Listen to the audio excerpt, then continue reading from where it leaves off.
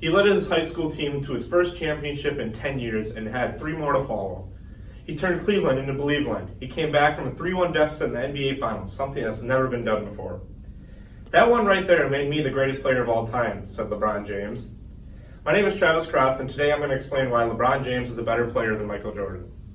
Since I was little playing basketball, and as I began to become better and knowledge myself about the game of basketball, naturally I started watching the NBA. And that's when I was introduced to LeBron James. Now this was awesome to me because at the time, LeBron James is in his prime. He's a high-flying dunking machine. This relates to us because in the past 10 years, this decade has been owned by LeBron James. It's been his era of basketball. No one has been better in this time. And today I'm going to clear up a debate of who is better, LeBron or Jordan. And that ends today because LeBron James has been more dominant, has had a longer lasting career that he's been playing at a higher level than Jordan ever did for a longer time, and his statistics will eventually put Jordan's to shame. The number one reason why LeBron is better than Jordan is because of his ability to maintain a high level of play. LeBron has been playing for 16 years now. This is his 16th year this season, actually. And he's been playing for so long that he's been put into the conversation of becoming the greatest player of all time. When you ask coaches and GMs around the league, they're not blind to the fact that he has been great for so long. Here's a quote from the Houston Rockets GM. I'll say LeBron, just to stay in the level of consistency, puts him at the top. Not to mention the fact that he really isn't showing any signs of slowing down. And I don't think you can knock him for the change in teams. These days, that's just a thing. Any team you put him on, he becomes an instant contender. Now that's high respect from another team's GM, saying that you can put him on any team and he's going to better that team and make them a possible contender to go to the NBA Finals.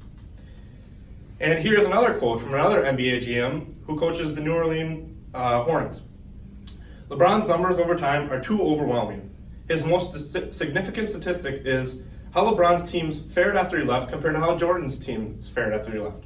Now for those of you that do not know, after LeBron left the Cavaliers the first time, they were almost the worst in the league, and they were horrible. And the same thing kind of has happened with the Heat. And just after LeBron leaves the team, there's nothing there anymore. But Jordan, on the other hand, he left the NBA one year to go play baseball. And in that year, his team went back to the finals, won 55 games, and took the finals to Game 7, ended up losing, but they made it to the NBA championship without Jordan. Now that points something out. LeBron is more of a team player. He makes the whole team better. Jordan, he's a great player. Yes, I would love to have him on my team, but they don't exactly need him. And I have another quote from an NBA GM. LeBron has brought 2 teams to the NBA Finals, 2, and he has won a championship with both.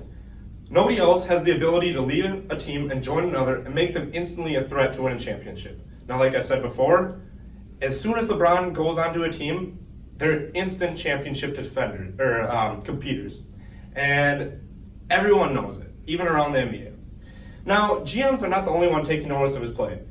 Other players have other things to say, even NBA greats. This one is from Kobe Bryant. LeBron is the best in history. He's a much more compatible player. He has the ability to facilitate to find players without a thought. That's something that Jordan didn't do. He's a guy that you can put on a team and instantly every player around him will be better. Now that's high praise from Kobe Bryant, another NBA great. And I also here have a recent poll from ESPN. They took a poll of new up-and-coming young NBA players on who they think the greatest of all time was. And the vote was pretty close. There was only about 15 votes. But between LeBron and Jordan, LeBron won by 1 vote. He won 7-6. Now, I have a quote here from Ben Simmons, pretty much the premier up-and-coming guy right now. And he said, the reason I chose LeBron is because I would give anything to have him on my team and play with him. Jordan seems like a more selfish player, while LeBron makes everyone around him better.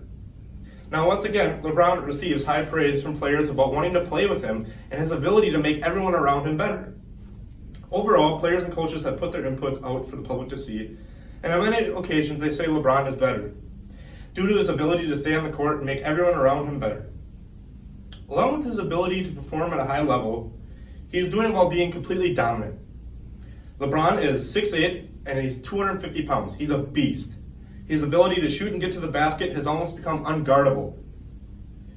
LeBron's scoring and ability to winning games has become something that some people expect. And every night he's expected to go out there and make everyone look like nothing. In the last decade, LeBron has owned the NBA in terms of going to the NBA Finals and Eastern Conference Championships.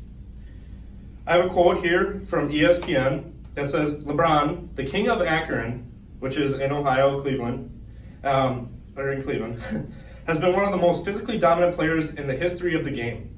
For this decade in particular, he is the only one to make it to every single finals series, winning 8 Eastern Conference championships out of the 8 that he competed in. That's 8 for 8. He has not lost in the Eastern Conference Finals in the past 8 years.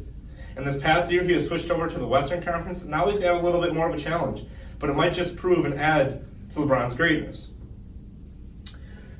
I have another quote here from ESPN also that says, LeBron combines the athleticism of Michael Jordan himself with the creative finish of Julius Erving, another NBA great, the playmaking ability of Oscar Robertson, and the force of Shaquille O'Neal, possibly the most dominant player ever at his prime.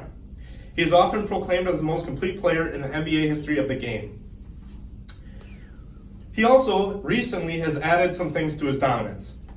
LeBron recently broke Michael Jordan's records for 866 consecutive games of double-digit scoring, and that's from Colin Cowherd. And also, in addition to that, in his career, LeBron has been selected to 13 All-NBA awards, and of those 13 years, he also received 6 NBA All-Defensive awards. All of this in 15 seasons. He was 13 for 15 of being an All-NBA great. All in all, LeBron has won at many levels of competition, starting with his high school team and taking them to their first state championship, and 3 more after that.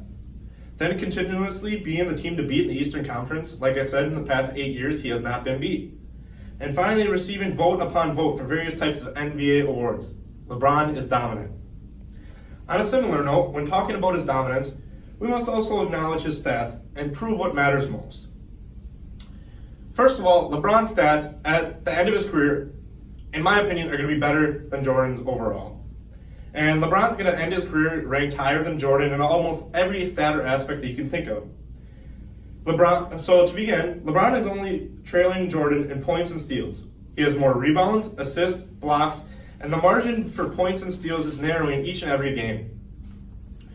LeBron will be the better shooter. He has a higher career field goal average of 50% compared to Jordan's 49%, which is only 1%, but it's still better.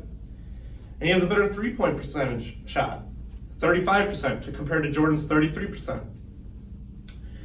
And next to the basket, LeBron is as dominant as they come. He's been considered to be even more dominant than some of the greatest big men in NBA history. His field goal percentage, 73.3%, between 0 and 3 feet, close to the basket, is a member of the elite, and that's from Amaya Shakur.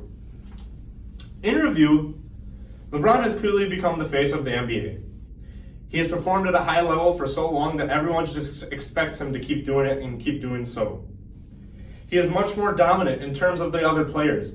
Everyone expects him to come out there and be better than the next guy next to him. And all in all, his stats at the end of his career are going to be better than Jordan's. He has, like I said, more assists, blocks, and points. And eventually, there's not going to be a stat that Jordan has that is a higher value than LeBron. All in all, people are entitled to their own opinions. In my case, LeBron is just better than Jordan. Maybe it's just because I've seen LeBron my whole life and I like him a lot. But I also respect Jordan. I've seen clips of what he can do to change games. But like I said, LeBron is better. I want to close with a question. Who do you guys think is better, LeBron or Jordan? Thank you.